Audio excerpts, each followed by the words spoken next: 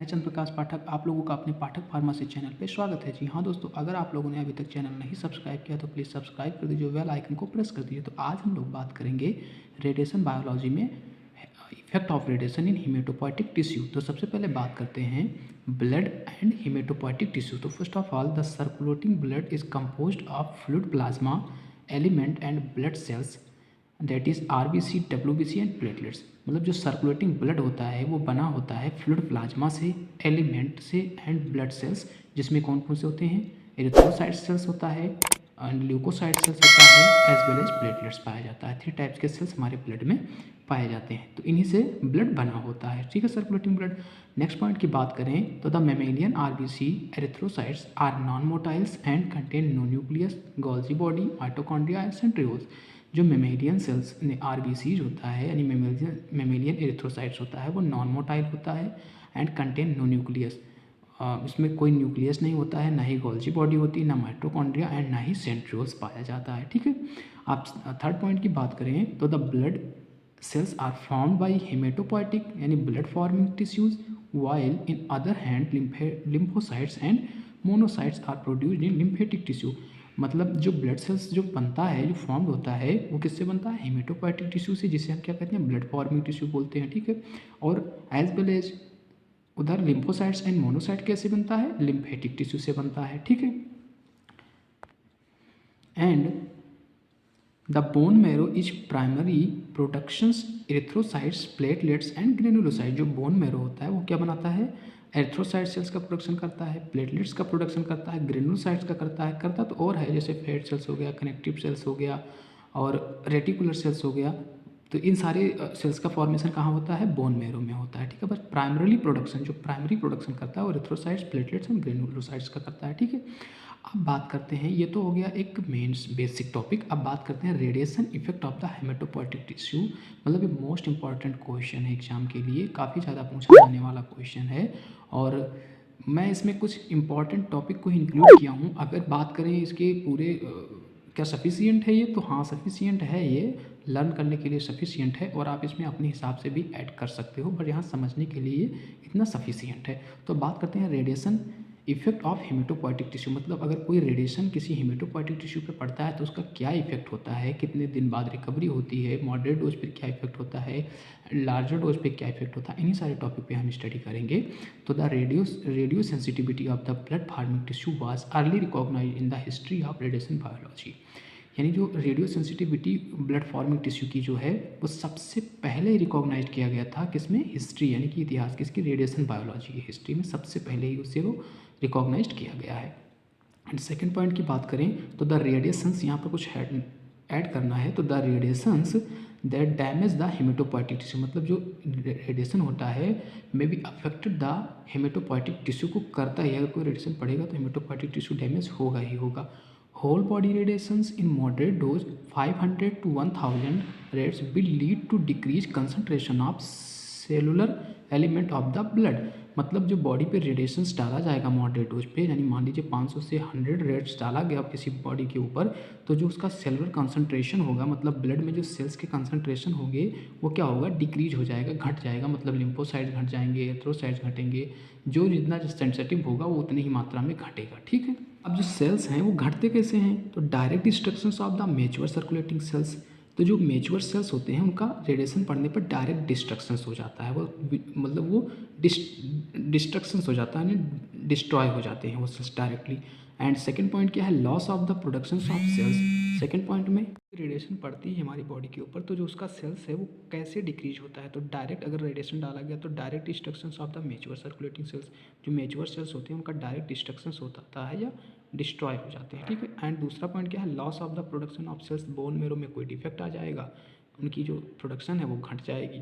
And loss of the cells in the circulating by the hemorrhage या capillary wall damage. ठीक है, इसमें मान लीजिए अगर रेडिएशन डाला गया तो उसके सर्कुलेशन में हीमरेज होने लगा, ठीक है, क्लॉट बनने लगा, या कैपिलरी वॉल डैमेज हो गई, ब्लड लीकेज होने लगा, तो क्या होगा, ब्लड के सेल्स डिक्रीज हो जाएंगे।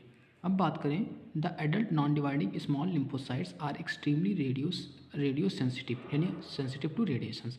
मतलब जो एडल्ट होता है नॉन डिवाइडिंग स्मॉल लिम्फोसाइट जो होते हैं वो बहुत ही ज़्यादा एक्सट्रीमली बहुत ही ज़्यादा रेडियो सेंसिटिव होते हैं। मतलब उसमें रेडिएशन डाला गया तो तुरंत ही उस पर इफेक्ट दिखाई देने लगता है। Mature granulocytes and erythrocytes are radio resistant. उधर दूसरी तरफ क्या है, मैच्योर ग्रेनुलोसाइट्स और एरिथ्रोसाइट्स जो होते हैं वो रेडियो रेजिस्टेंट होते हैं, ज़्यादा इफेक्ट उनके ऊपर नहीं पड़ता है। अब बात करें लिम्फ नोड्स की, तो लिम्फ नोड्स क्या होता है? लिम्फ नोड्स जो होता है एक बीन लाइक स्ट्रक्चर, इस सेम की स्ट्रक्चर जैसा होता है, जो कहाँ पाया जाता है? हमारे लिम्फेटिक सिस्टम में पाया जाता है। ठीक है, अब बात करते हैं अगर इस पर रेडिएशन डाला जाए तो क्या इफेक्ट पड़ेगा। तो stroma of the lymph node is relatively radio resistant. जो स्ट्रोमा ऑफ लिम्फ नोड, जो स्ट्रोमा होता है, इसके सेल्स जो होते हैं वो रिलेटिवली रेडियो रेजिस्टेंट होते हैं। इसमें रानी रेडिएशन डाला जाएगा तो बहुत ज़्यादा इफेक्ट नहीं पड़ेगा, लेकिन कुछ तो पड़ेगा ही। तो within 15 minute after the moderate dose of exposure, after the moderate dose of radiations the effect will be appear. तो अगर रेडिएशन डाला गया तो 15 मिनट बाद इसके ऊपर इफेक्ट दिखाई देना शुरू हो जाएगा। एंड सेकेंड पॉइंट की बात करें, this continue for 6 to 7 hours after exposure at which time the microphages begin the process to phagocytosis या इंगल्फमेंट ऑफ द सेल्स। मतलब अगर इसी चीज़ को कॉन्टीन्यूसली 6 से 7 घंटे तक एक्सपोजर पड़ता रहा तो उसके बाद जो होगा क्या होगा, माइक्रोफेजेज यानी बड़े सेल्स जो होंगे वो क्या करेंगे, फेगोसाइटोसिस स्टार्ट कर देंगे। मतलब जो बड़े सेल होंगे वो क्या करेंगे, सेल्स जो डैमेज हो गए हैं, डेड हो गए हैं, उनको खाना शुरू कर देंगे, जिस प्रोसेस को फेगोसाइटोसिस बोला जाता है। ठीक है, अब बात करें नेक्स्ट पॉइंट की, तो रीजनरेशन में start 3 to 5 days after exposure but will not be completed after 3 weeks. मतलब जो अब सब क्या हो गया, रेडिएशन पड़ गया, फाइगोसाइटोसिस स्टार्ट हो गया, लेकिन अब जितने भी सेल डैमेज हो गए उनमें रिकवरी भी तो होगी। तो जो रीजनरेशन होता है, पुनः सेल्स का डेवलपमेंट जो होता है रीजनरेशन में, जो होता है पुनः दोबारा बनना। यहाँ पर रीजनरेशन मतलब हम कह सकते हैं जो छिपकली जैसी होती है उसकी अगर टेल्स क्या होती है, टूट जाती है, तो दोबारा भी डेवलप हो जाती है, तो उसे रीजनरेशन बोलते हैं। ठीक, तो रीजनरेशन में start 3 to 5 days after exposure. Exposure लगने से 3 से 5 दिन के बाद रीजनरेशन शुरू हो जाता है, लेकिन कंप्लीट 3 हफ्ते के अंदर नहीं होता है, उसके बाद 3 हफ्ते के बाद कंप्लीट होता है धीरे धीरे। ठीक, larger dose of radiation cause fibrosis of the lymph node, यानी कि अगर कोई ज़्यादा लार्ज डोज में डाल दिया गया रेडिएशन, मान लीजिए 2000 के आसपास रेडिएशन डाल दिया गया, रेड्स डाल दिया गया, तो क्या होगा, फाइब्रोसिस हो जाएगा लिम्फ नोड, यानी लिम्फ नोड जो होगी वो हार्ड हो जाएगी।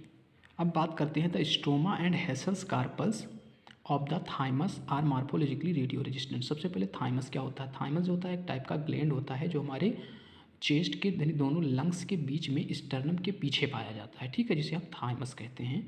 तो थाइमस का जो स्ट्रोमा और हेसल्स कार्पल सेल्स होते हैं वो क्या होते हैं, मार्फोलॉजिकली रेडियो रेजिस्टेंट होते हैं। लेकिन रेडियो रेजिस्टेंट का मतलब होता है जिस पर रेडिएशन का ज़्यादा इफेक्ट ना पड़े, बहुत ही कम पड़े। ठीक है, but at the moderate dose most cells of the lymphocytes are disappear from the thymus after 1 day of the moderate dose of radiation. मतलब अगर मान लीजिए मॉडरेट डोज दिया गया, यानी कि ना ज़्यादा कम ना ज़्यादा बहुत ही ज़्यादा, अगर मॉडरेट डोज दिया गया तो उसमें क्या होता है, जो लिम्फोसाइट सेल्स होते हैं वो थाइमस से गायब होने लगते हैं, मतलब डिसअपियर होने लगते हैं after 1 day of the moderate dose of radiation, एक ही दिन में गायब होने लगते हैं। और सेकंड लास्ट पॉइंट की बात करें तो regeneration occur later in thymus and usually not completed until almost 4 week after exposure. Regeneration तो शुरू हो जाता है थाइमस में, लेकिन क्या होता है, ये 4 हफ्ते के अंदर जो एक्सपोजर लगता है 4 हफ्ते के अंदर तक ये कंप्लीट नहीं हो पाता। तो स्प्लीन क्या होता है, तो स्प्लीन जो होता है उसे हम ब्लड बैंक कहते हैं, यानी कि spleen is commonly known as a blood bank and spleen is a also bean shaped structure. एक सेम जैसा स्ट्रक्चर होता है जो कहाँ पाया जाता है, हमारे posterior lateral side of the stomach. Stomach के जस्ट थोड़ा सा लेटरल साइड में शिफ्ट होता है। अगर मान लीजिए स्प्लीन में कोई बॉडी में इन्फेक्शन होता है तो स्प्लीन में स्टोर क्या होता है, WBC स्टोर होता है, सेल्स स्टोर होते हैं, इसी वजह से इसे हम ब्लड बैंक बोलते हैं। ठीक, मान लीजिए अगर कोई इन्फेक्शन होता है बॉडी में तो स्प्लीन क्या होता है, अपनी साइज में बढ़ जाता है, जिसे हम स्प्लीनोमेगेलिया बोलते हैं। ठीक, अब मान लीजिए इस पर इफेक्ट रेडिएशन डाला गया तो उस पर क्या इफेक्ट होगा, इसके बारे में स्टडी करते हैं। The moderate dose of radiation is rapidly depleted lymphocyte productions. अगर मान लीजिए कोई मॉडरेट डोज स्प्लीन के ऊपर डाल दिया गया तो उसमें जो लिम्फ का प्रोडक्शन होता है वो क्या होगा, घट जाएगा, बहुत ही कम हो जाएगा। ठीक है, and the cellular debris is remove by 24 hours after irradiation. और जो सेलुलर डेब्रिस मतलब गार्बेज यानी कचरा, जो डैमेज पार्टिकल बचे हैं सेल्स के, जो डेड हो गए हैं, उन सारे सेल्स का जो रिमूवल है निकलने लगते हैं 24 घंटे के बाद, यानी कि रेडिएशन लगा उसके 24 घंटे के बाद उनकी सफाई कर्मी मिलाकर सफाई करनी शुरू कर देते हैं। ठीक, अब नेक्स्ट पॉइंट की बात करें तो large dose of the radiations cause a very severe depletions cells and mark is shrinkage of the spleen. अब मान लीजिए वहाँ मॉडरेट डोज की बात हुई, यहाँ क्या होता है बहुत ही ज़्यादा लार्ज डोज डाल दिया गया, मान लीजिए मोर देन 1000 रेट्स या 2000 रेट्स के आसपास में डाल दिया गया, तो क्या होगा, बहुत ही ज़्यादा सीवियरली डिप्लीकेशंस होगा ऑफ द लिम्फोसाइट। लिम्फोसाइट्स का डिप्लीकेशन शुरू हो जाएगा, बहुत तेज़ी से उनके प्रोडक्शन में डिप्लीकेशन शुरू हो जाएगा, और क्या होगा, जो स्प्लीन होता है वो मार्क होकर श्रिंक कर जाएगा, यानी सिकुड़ जाएगा, स्प्लीन बहुत ही छोटा हो जाएगा। ठीक, अब नेक्स्ट पॉइंट की बात करें तो the lymphocytes regenerations observe by the 2 weeks and completed by 7 week after exposure. यानी एक्सपोजर लग गया, डैमेज हो गया, अब रिकवरी भी तो होगी ना, तो रिकवरी जब शुरू होगी तो रेडिएशन लगने के 2 हफ्ते के बाद शुरू होगी, लेकिन 7 हफ्ते तक ये कंप्लीट हो गया, जा करके कंप्लीट होगा रेडिएशन लगने के। ठीक है, अब बात करते हैं नेक्स्ट पॉइंट की, यानी कि एरिथ्रोब्लास्ट की। एरिथ्रोब्लास्ट जो होता है एक आरबीसी प्रिकॉर्सर होता है, मतलब ये sometime you can say that it is responsible for the preparation और मैन्युफैक्चरिंग ऑफ द आरबीसी। ठीक है, आरबीसी के बनाने में इसका बहुत ही ज़्यादा रोल होता है। तो द एरिथ्रोसाइट यानी erythroblast cells are radio sensitive, यानी कि क्या होता है, एरिथ्रोब्लास्ट सेल्स रेडियो सेंसिटिव होता है, यानी कि रेडिएशन के प्रति संवेदनशील होता है। And next point, the erythroblast reach in A minimum number between the 4 to 5 days after radiation irradiation. मतलब मान लीजिए अगर रेडिएशन लगा तो क्या होगा, 4 से 5 दिन के बाद, रेडिएशन लगने के 4 से 5 दिन के बाद जो एरिथ्रोसाइट्स होंगे वो अपने कम से कम नंबर में आने लगेंगे। यहाँ क्या मतलब है कि डिक्रीज होने लगेंगे। बट मॉडरेट डोज, अगर मॉडरेट डोज लगता है, मान लीजिए 500 के आसपास लगता है, then radiation does not change the number by 7 to 8 days. तो उनके 7 से 8 दिन के बाद, 7 से 8 दिन के अंदर कोई भी चेंजिंग उनके नंबर में नहीं होगा, मतलब वो नहीं घटेंगे मॉडरेट डोज पर। ठीक, अब बात करते हैं मेगा कैरियोसाइट्स की। तो मेगा कैरियोसाइट्स क्या होता है, द गेंट्स, यानी मेगा कैरियोसाइट्स क्या कंटेन रखता है, गेंट सेल। तो गेंट सेल्स क्या करता है, the giant cells are megakaryocyte which form blood thrombocytes और आर प्लेटलेट्स।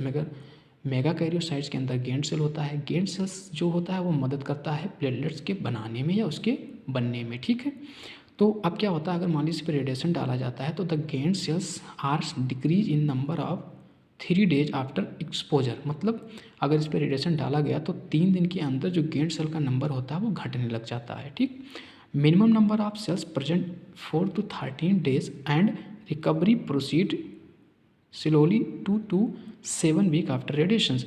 जो गेंट सेल्स का नंबर होता है बहुत ही कम हो जाता है रेडिएशन के लगने के 4 से 13 दिन के बाद, और रिकवरी शुरू होती है 2 से 7 हफ्ते के बाद। ठीक, बात करें बोन मैरो की, तो बोन मैरो हम लोग जानते हैं कि बोन मैरो में क्या होता है, ब्लड सेल्स का फॉर्मेशन होता है, जैसे WBC, RBC, प्लेटलेट्स, ठीक है, granulocytes etcetera, fat tissues, reticular tissues and बहुत सारे टिश्यूज वहाँ पर उन सेल्स का फॉर्मेशन होता है। तो the fat cells, macrophages, reticular cells and connective tissues of the bone marrow are relatively radio resistant. ये सारे सेल्स वहीं पे बनते हैं और जो क्या होते हैं, रेडियो रेजिस्टेंट, मतलब रेडिएशन के प्रति ये संवेदनशील नहीं होते हैं, मतलब बहुत ही कम इफेक्ट पड़ता है रेडिएशन का इनके ऊपर। बोन मैरो क्या होता है, लॉन्ग बोन में पाया जाता है, जैसे मान लीजिए फीमर हो गया या हमारे फोर आर्म हो गया या हमारा हिप बोन हो गया, यहाँ पर पाया जाता है। ठीक है, अब बात करते हैं अगर ये बनाता तो ये भी है, अब क्या बनाता है, ग्रेनुलोसाइट भी बनाता है, प्लेटलेट्स भी बनता है, तो ये दोनों क्या होते हैं, रेडियो सेंसिटिव होते हैं, यानी इन पे रेडिएशन का इफेक्ट देखा गया है और पड़ता है। बात करें माइलोसाइट्स की, तो माइलोसाइट्स क्या होता है, myelocytes commonly known as precursors of the granulocytes, मतलब इसका रोल होता है ग्रेनुलोसाइट्स के बनाने में। तो granulocytes are less sensitive than the erythroblast, sorry myelocytes are less sensitive than the erythroblast. तो एरिथ्रोब्लास्ट से जो क्या होता है, माइलोसाइट्स बहुत कम ही सेंसिटिव होता है। बात करें इसके इफेक्ट की, तो अगर रेडिएशन डाला जाता है तो उसका जो माइटोसिस डिवीजन होता है वो इनहिबिट हो जाता है बाय यंग डिवाइडिंग सेल्स, यानी कोई यंग डिवाइडिंग सेल से। ठीक है, तो क्या होगा, उसका जो माइटोसिस डिवीजन होगा वो घट जाएगा। माइटोसिस डिवीजन क्या होता है, सेल्स होते हैं, सेल्स में 2 टाइप का डिवीजन होता है, माइटोसिस, मियोसिस। माइटोसिस में क्या होता है, एक पेरेंट सेल से 2 डॉटर न्यूक्लियाई बनते हैं जिनमें इक्वल जेनेटिक इन्फॉर्मेशन होता है। बट मियोसिस डिवीजन में क्या होता है, उसमें एक पेरेंट न्यूक्लियाई से डिवाइड होकर 4 डॉटर न्यूक्लियाई बनते हैं जिसमें half of the genetic information होता है। ये मियोसिस डिवीजन जो होता है जाइगोट गैमीट्स में पाया जाता है, स्पर्म और ओवा में पाया जाता है। और माइटोसिस डिवीजन जो होता है बॉडी डेवलपमेंट यानी ब्लड सेल्स या हमारे ऑर्गन सेल्स, इन सब के डिवीजन में पाया जाता है। ठीक है, तो यहाँ क्या होता है, जो मैच्योर सेल होते हैं उनमें क्या होता है, रेडिएशन का इफेक्ट बहुत कम पड़ता है और यंग सेल में डिवीजन रुकने लगता है। ठीक है, अब बात करते हैं ब्लड सेल्स की। तो the lymphocytes are extremely radio sensitive. जो लिम्फोसाइट्स होता है वो बहुत ही ज़्यादा रेडियो सेंसिटिव होता है। within 15 minutes after radiation exposure to the moderate dose of total body irradiation, the number of lymphocytes will be decreased from circulations. अगर मान लीजिए रेडिएशन पड़ा उसके 15 मिनट के बाद जो उनका नंबर होगा लिम्फोसाइट्स का, वो क्या होगा, डिक्रीज होने लगता है, घटने लगता है। ठीक है, मतलब मैं कह सकता हूँ सिंपल सी भाषा में कि हमारे हीमेटोपोइटिक सिस्टम में सबसे ज़्यादा अगर इफेक्ट पड़ता है तो वो लिम्फोसाइट्स मोनोसाइट सेल्स है, उसके बाद ग्रेन्युलोसाइट्स है, उसके बाद जाके एरिथ्रोसाइट और लास्ट में प्लेटलेट्स के ऊपर इफेक्ट देखा गया है और पड़ता है। मतलब सबसे ज़्यादा डैमेज जो होगा वो लिम्फोसाइट सेल ही होगा। And the recovery of lymphocytes are very slow, और जो रिकवरी होती है लिम्फोसाइट्स की बहुत ही कट होती है, मतलब बहुत ही कम। अब बात करें मेच्योर ग्रेनुलोसाइट्स की, तो mature granulocytes are radio resistant, ये रेडियो रेजिस्टेंट होता है, मतलब इस पर ज़्यादा इफेक्ट रेडिएशन का नहीं पड़ता है। At the moderate dose of radiations में decline mature granulocytes after first day of radiations, पर अगर मॉडरेट डोज लगता है तो क्या होता है, जो ग्रेनुलोसाइट्स जो होते हैं वो क्या होते हैं, डिक्लाइंड होने लगते हैं, मतलब डिके होने लगते हैं, उसमें से कमियाँ आने लगती है ग्रेनुलोसाइट्स की। अब एक ही दिन में अगर रेडिएशन लगा तो उसके पहले ही दिन में उनमें कमियाँ देखनी शुरू हो जाती है। ठीक है, this experiment take place on the rats and mice, और एक नहीं लिखा मैंने, मंकी के ऊपर और डॉग के ऊपर भी एक्सपेरिमेंट किया गया है। Recovery begin about 19 days and completed about 25 days, और रिकवरी जो होती है वो 9 दिन से शुरू होती है और 25 दिन में कंप्लीट होती है जाके एक्सपोजर लगने के ठीक बाद। ब्लड प्लेटलेट्स क्या होता है, तो blood platelets are a radio resistant, ये भी रेडियो रेजिस्टेंट होता है, इस पर ज़्यादा इफेक्ट नहीं पड़ता। लेकिन अगर हाई डोज रेडिएशन डाल दिया गया है इसके ऊपर, but very high dose of radiation may result temporally increase number of platelets due to the metabolization of the cells from the bone marrow. अगर इस पर हाई रेडिएशन डाल दिया गया तो क्या होगा, प्लेटलेट्स के जो नंबर होते हैं वो सर्कुलेशन में बढ़ने लगते हैं। क्यों बढ़ने लगते हैं, क्योंकि मेटाबोलाइजेशन होने लगता है बोन मेरो में, इसलिए। But this is very short period, बहुत शॉर्ट टाइम के लिए होते हैं और ये जल्दी रिकवर हो जाते हैं। The recovery of granulocyte are may be less than recovery of platelets, granulocyte की रिकवरी जो होती है बहुत कम होती है प्लेटलेट्स की रिकवरी की अपेक्षा। बात करें मेच्योर एरिथ्रोसाइट्स की, तो mature erythrocytes are a radio resistant and have a normal life span about 4 months. दो मेच्योर ग्रेनुलोसाइट्स होते हैं वो भी रेडियो रेजिस्टेंट होती है, इस पर भी ज़्यादा इफेक्ट नहीं पड़ता है, उनकी जो नॉर्मल लाइफ स्पेन है वो 4 महीने 120 दिन होती है। At the moderate dose of radiations may cause decrease the production of erythrocyte in bone marrow, अगर रेडिएशन इस पर डाला जाता है मॉडरेट डोज का तो क्या होता है, बोन मेरो में जो इसका प्रोडक्शन होता है वो कम हो जाता है थोड़ा सा। जो minimum number of erythrocyte are reach about 3 week after radiation, मतलब रेडिएशन लगने के 3 हफ्ते के बाद जो एरिथ्रोसाइट्स का नंबर होता है वो घट जाता है, बहुत ही कम नंबर में हो जाता है। अब ये सब तो हो गया, तो रिकवरी भी होगी। Recovery start at about 4th week and completed into 5 to 6 week. Recovery जो होती है वो 4 हफ्ते, एक्सपोजर लगने के 4 हफ्ते बाद शुरू होती है और 5 से 6 हफ्ते में इसकी रिकवरी होती है। ठीक है, अब यहाँ पर कुछ ग्राफ बनाया गया है। ठीक, तो इस ग्राफ को आप ध्यान से देख लीजिए जी।